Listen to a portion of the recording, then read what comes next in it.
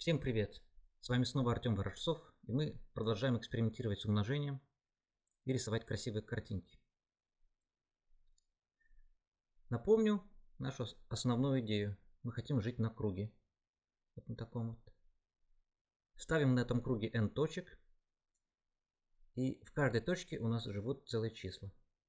Например, мы поставили 13 точек, здесь живет 0, 13, а также 26, 39 и так далее. А вот в этой точке живут числа 1, 14, 27 и 40. Можно выбирать отрицательные числа. Тогда мы видим, что здесь живет минус 1, минус 2. А также в точке минус 1 живут числа минус 14 и минус 27. И используя этот круг, мы можем делать разные визуализации. Например, умножая на 2, мы можем каждое число x соединять с числом 2x. И получать всякую красоту. Ну, давайте это проделаем еще раз. Вот здесь я выбрал умножение на 2 на круге с 13 точками. Я беру число n из промежутка 1p. Получаю число m умножением на k. Каждое из этих чисел превращаю в точку на окружности. И рисую отрезок P1, P2. Идея ясна. Вот это вот такая диаграмма умножения на 2 в круге по модулю 13. Давайте еще раз нарисуем. Только тут есть возможность менять число k.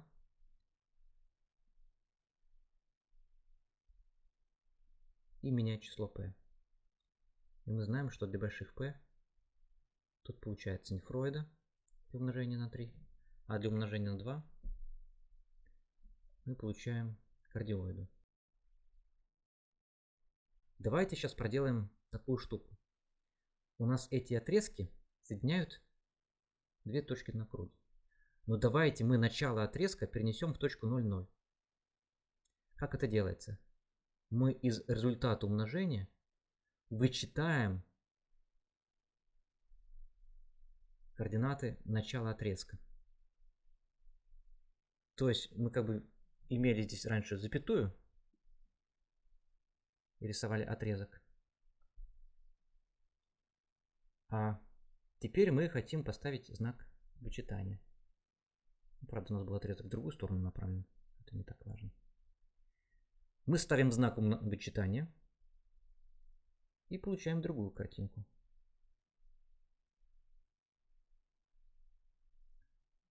Ну, это какое-то сразу же большое число. Давайте вернем нашу двойку. Вот наша двойка. Для малых p получаются такие вот упрощенные, огрубленные варианты этой гладкой кривой. Для тройки мы имеем две внутренние петельки. И смотрите, как все меняется. Ну и давайте умножим на 13. И будем постепенно увеличивать p. 36, 37, 38. Ну, такие получаются необычные картинки. Некоторые довольно симметричны, а некоторые не очень. Кстати, очень интересный вопрос про количество точек, которые находятся справа. Особенно интересно это для тройки. Следующая идея. Давайте это визуализируем. Давайте визуализируем перенос начал отрезков в точку 0, 0. Надо выбрать поменьше p. Какой-нибудь k разумное. Пусть будет 3. Пусть p равняется 13. Так, непонятно, что тут нарисовано. Хорошо, вот большое p. Мы как бы имеем эти отрезки. А синяя линия соединяет концы этих отрезков.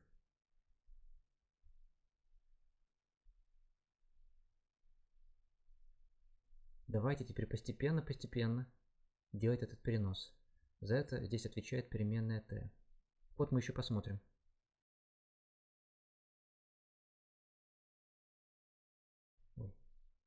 Постепенно начало отрезков перемещаются в точку 0,0. А соединенные концы образуют вот эту самую синюю линию, которую мы увидели выше. Ну, только здесь есть еще красные отрезки, которые соединяют каждую точку на этой кривой с центром координат. Визуализация этого постепенного перемещения начал отрезка в точку 0,0 реализована таким образом. При t равное нулю мы имеем семейство отрезков этих вот красных, которые из точки m идут в точку n. m результат умножения, n исходное число. А при t равной единице мы здесь будем иметь 0, а здесь результат вычитания из конца отрезка, начала отрезка. И соответственно мы будем иметь вот одну из этих точек. Итак, сейчас мы интересуемся синей кривой, которая получается при разных значениях k.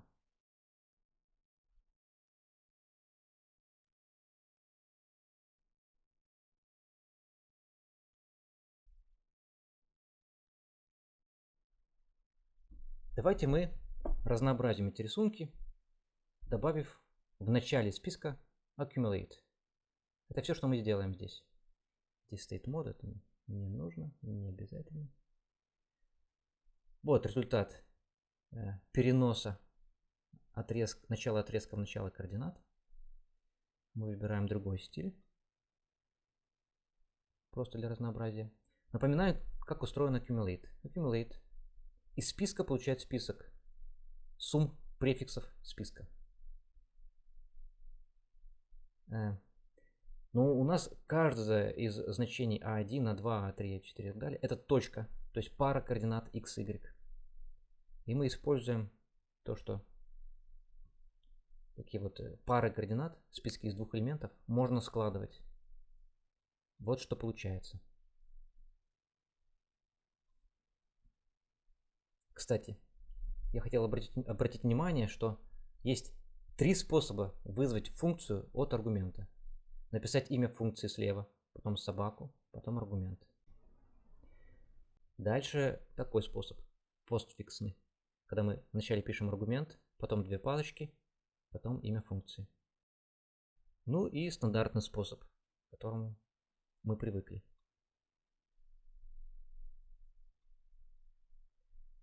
Итак, добавим accumulate.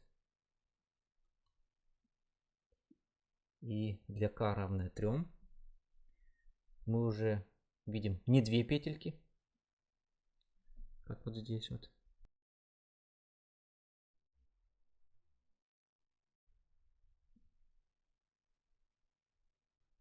А здесь мы видим нефройду. Давайте убедимся, что это она. Вот. Для двойки мы видим кардиоиду.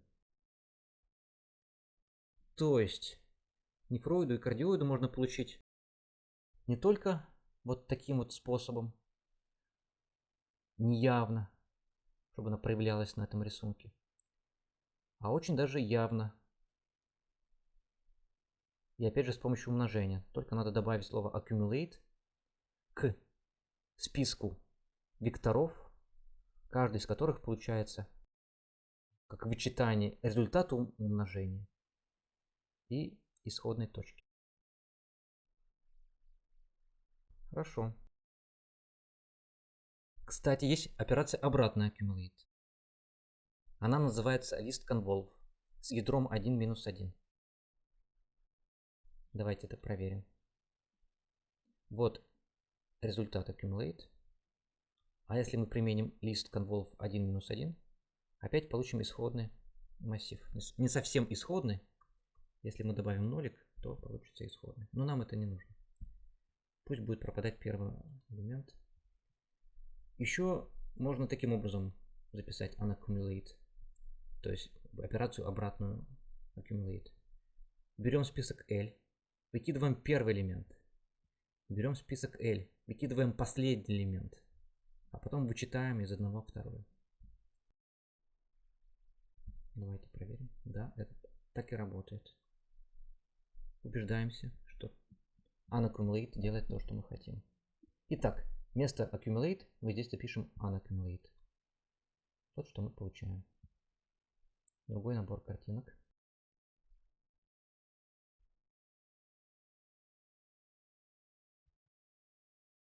При увеличении P мы получаем гладкую кривую. Для маленьких P получаются разные узоры.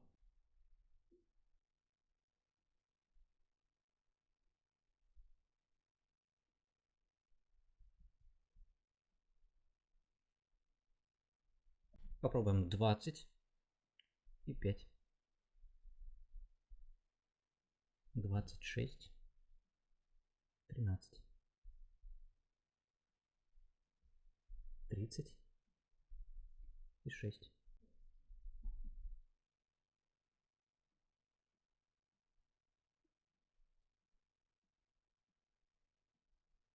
Вот вам еще один генератор узоров.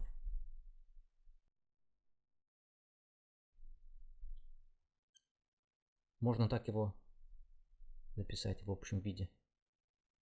Identity, либо accumulate, либо unaccumulate. И пробовать разные варианты. И смотреть.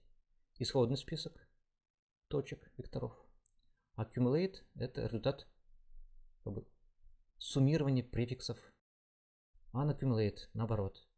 Мы берем эти вектора, соединяем пары соседних точек, и потом начало этих отрезков переносим в начало координат. И получаем вот такую картинку. Ничего себе. Как она может. Кто бы мог подумать.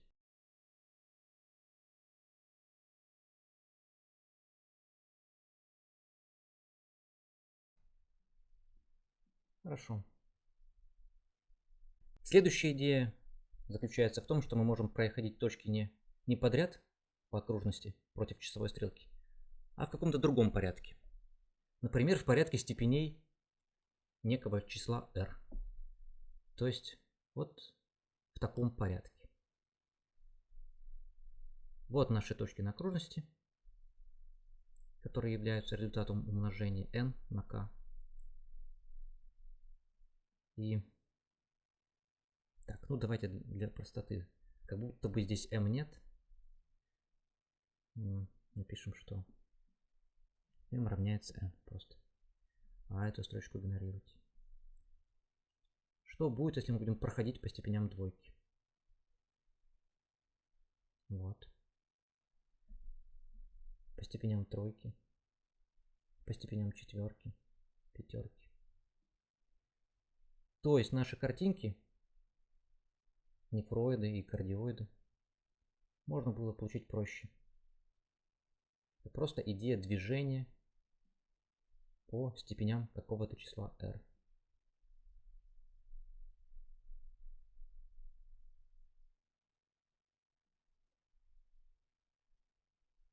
Пятерка идет. Возникает очень важный момент здесь, что для некоторых p рисунок получается недоделанный. Вроде бы 5 и 213. Два взаимопростых числа. Но картинка все равно недоделана, потому что степени пятерки не пробегают все остатки по модулю 213. Зато они пробегают все остатки взаимопростые с 212.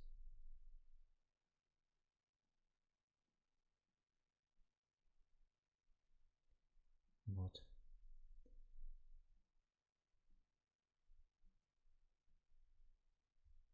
Хорошо. Можно добавить здесь умножение на k. Но это не меняет ситуацию. Вообще никак. Дальше. Давайте будем бежать по степеням числа r. Но теперь возьмем разницу m и n. А m это n умножить на k. Разницу как векторов. И вот мы уже получаем картинку поинтересней. Для простого числа 211 и k 4 мы получаем что-то необычное. Для тройки, для двойки. Это интересно.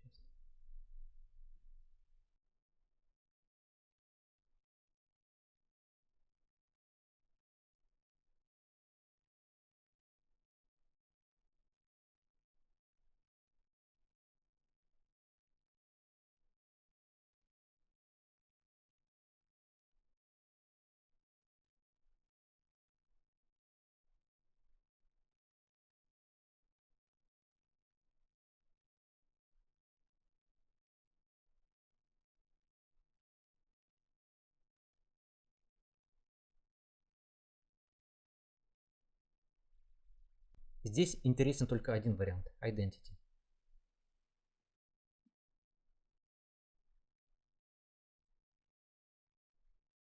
Среди простых чисел p, ну точнее, среди чисел p надо искать такое число, для которого 4 будет примитивным корнем. Число r называется примитивным корнем, если его степени пробегают все возможные остатки отделения на p, которые взаимопросты с p.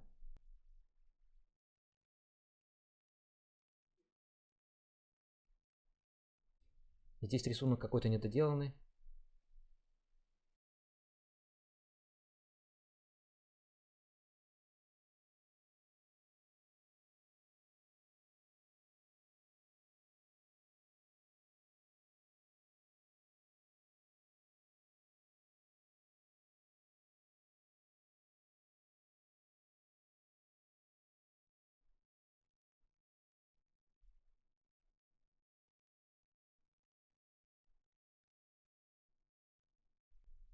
Здесь мы видим какие-то космические корабли.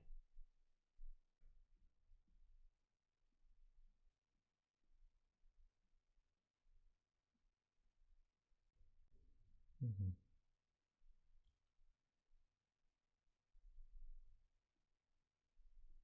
Тут больше вариантов r. Давайте попробуем. 6, 229.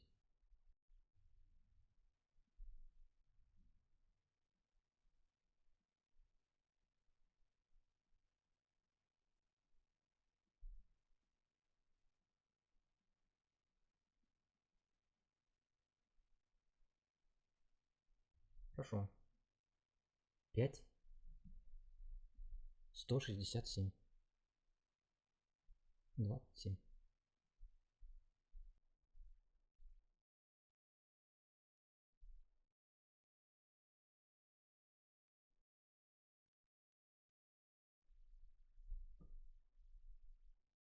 Хорошо. 11, 173. 4.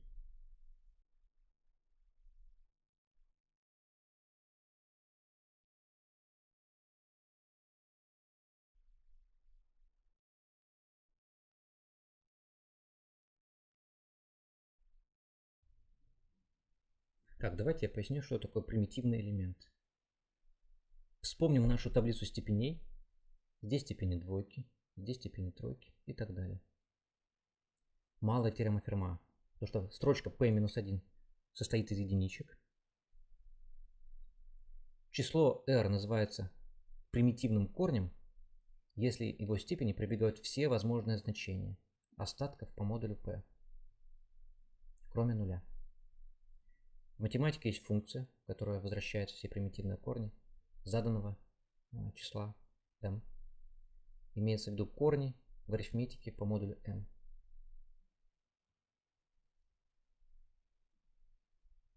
Вот, например, как можно получить все степени.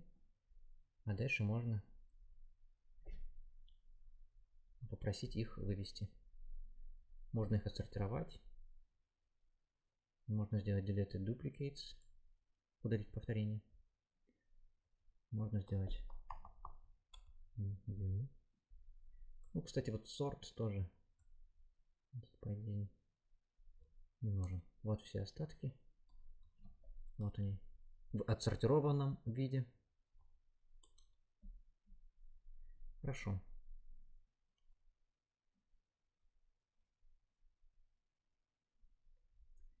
Мы вверху пробовали число 211. Нет, не пробовали. Давайте попробуем. 211. И вот число 11 является неудачным вариантом для числа r при p равном 211. Потому что число 11 не среди примитивных корней по модулю 211. Давайте выберем 17.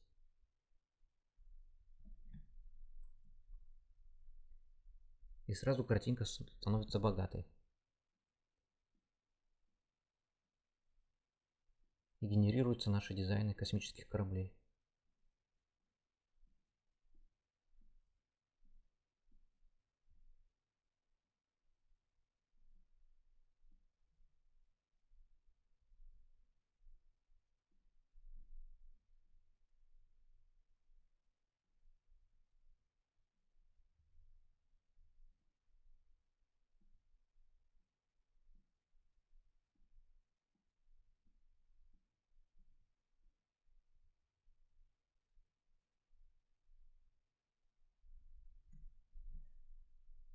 На сегодня все. Всем пока.